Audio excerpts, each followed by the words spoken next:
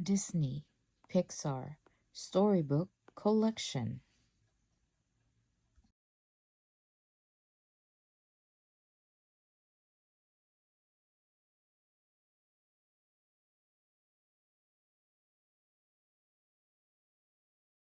Disney PIXAR Finding Nemo The Big Search. One day, a little clownfish named Nemo went on a field trip. His classmates dared each other to swim toward a boat that was anchored nearby. Nemo's father, Marlin, warned his son not to go, but Nemo didn't listen. He was tired of his dad thinking he was too little to do anything. Marlin was overprotective of his son. Nemo had been the only survivor when a barracuda attacked Nemo's mother and a nestful of eggs she had laid. Plus, Nemo's right fin had always been smaller than the left one, which worried Marlin even more. As Marlin called out to him, Nemo reached the boat and slapped it with his fin. Just then, a scuba diver snatched Nemo. Before Marlin knew it, his son was gone. "Nemo!" he cried. "No, no!" Marlin swam after the boat, but it quickly disappeared. "Help me!" Marlin shouted to a group of fish who were swimming by. "Has anybody seen a boat?" Finally, a regal blue tang fish named Dory stopped to help. "It went this way," she said. "Follow me." But Dory was a very forgetful fish. She led Marlin in circles because she couldn't remember anything. Marlin decided that following Dory wasn't going to help him find his son. He turned to go and came face to face with a big shark. The shark took Dory and Marlin to a sunken submarine to meet his two friends. Marlin was worried that the sharks would attack them, but the shark said they were trying to learn not to eat other fish. Then Marlin spotted the mask of the scuba diver. He remembered seeing one fall from the boat that had taken Nemo before it sped away. Dory wanted to see if the sharks could read the writing on it, but Marlin didn't. He still didn't trust the sharks. Dory and Marlin struggled over the mask so much that it hit Dory's nose and made it bleed a little. Once the shark named Bruce smelled blood, he couldn't control himself. Now he wanted to eat Dory and Marlin. Bruce chased the two fish while his friends tried to stop him. Finally, they managed to escape.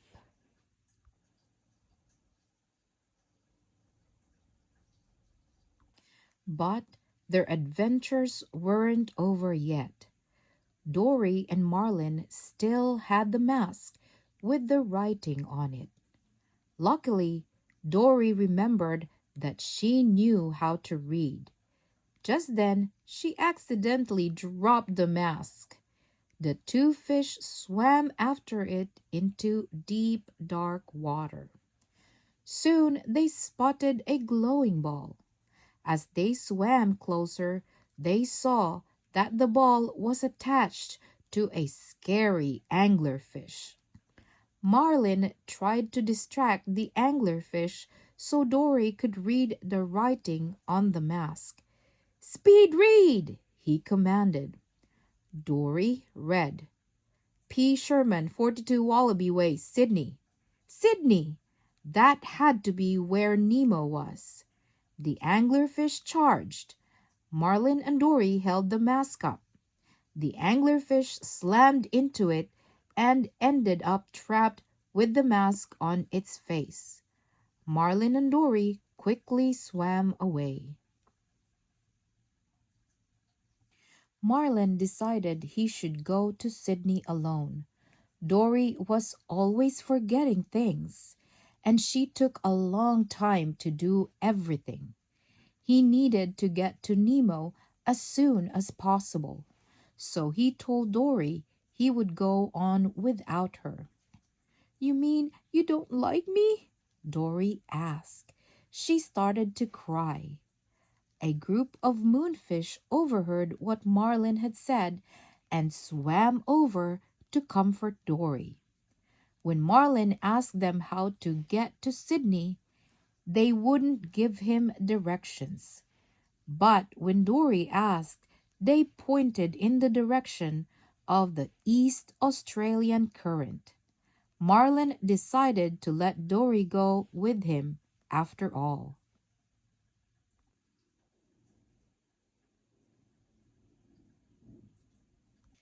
Marlin had already started swimming away when one of the moonfish gave Dory a tip.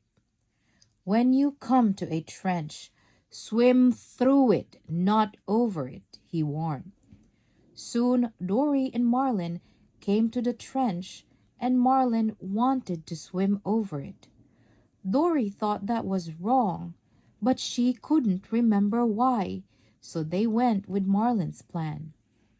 As they swam over the trench, they were surrounded by a school of jellyfish. Marlin dodged their stinging tentacles, but when he turned around, he didn't see Dory. Dory? He called. He retraced his steps and found that she had been trapped by a jellyfish. Marlin was stung several times as he pulled his friend to safety. Marlin and Dory were really tired from the jellyfish encounter. They drifted for a while, and soon everything went black. When Marlin woke up, he was on the shell of a giant sea turtle named Crush. Dory was riding on the shell of another turtle. There were tons of turtles, all swimming the East Australian current towards Sydney. Taking on the jellies! Awesome! Crush exclaimed. Marlin told the younger turtles about how he was swimming the ocean to find his missing son. The turtles told other turtles, and the news was passed from one sea creature to another. Dory and Marlin rode on the turtles' shells for a while. Before they knew it, the turtles were dropping them off near Sydney. As they swam through the murky water, they got lost. Dory decided to ask a whale for help, but as the whale approached, it quickly swallowed them. Marlin was frantic. I have to get out! I have to find my son! He cried.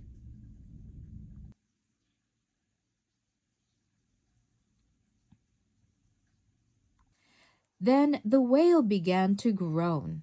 It swam to the surface, and water came out of its spout along with Marlin and Dory. They looked around. The whale had taken them to Sydney Harbor. The two fish looked all night for the boat that had taken Nemo, but they couldn't find it. The next morning, they were scooped up by a pelican.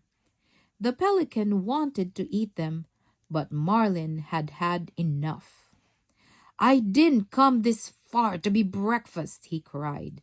He and Dory struggled until the pelican finally let them go.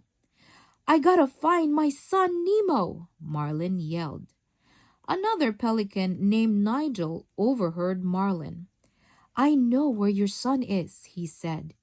He had heard lots of stories about a dad who was braving his way through the ocean to find his son. Plus, he'd met Nemo himself at a dentist's office where the little clownfish was living in a fish tank.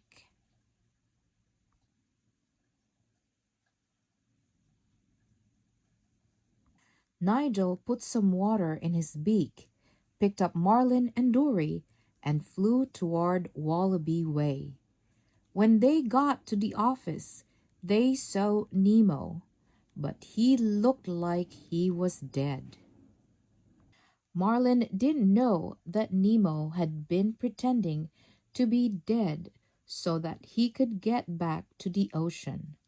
The dentist pushed Nigel out the window. In the chaos, Nemo fell onto a tray. After a struggle with the dentist's bratty niece, Darla, and with some help from the other fish in the tank, Nemo was catapulted into the dentist's sink. He went down the drain. "Don't worry," shouted one of the tank fish. "All drains lead to the ocean." Since Marlin thought Nemo was gone, he asked Nigel to drop him and Dory back in the harbor. Marlin was heartbroken.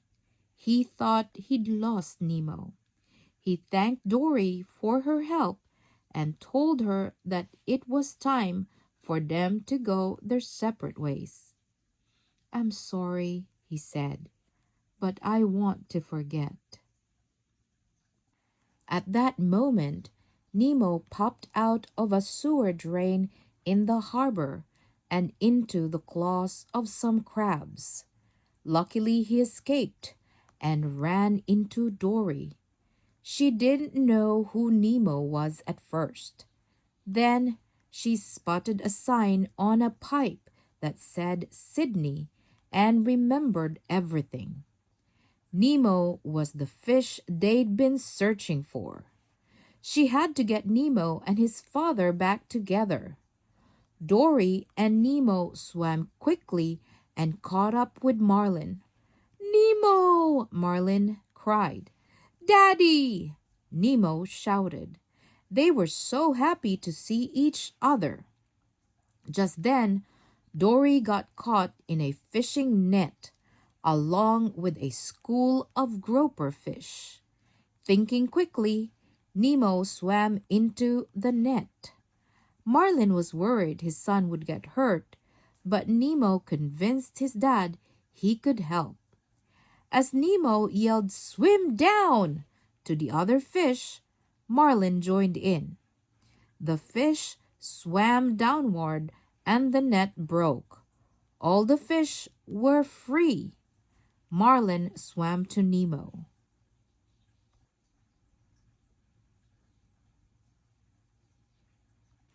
Marlin was overjoyed to have his Nemo back again. And during the search, he'd made some amazing friends, especially Dory, even if she couldn't always remember who he was.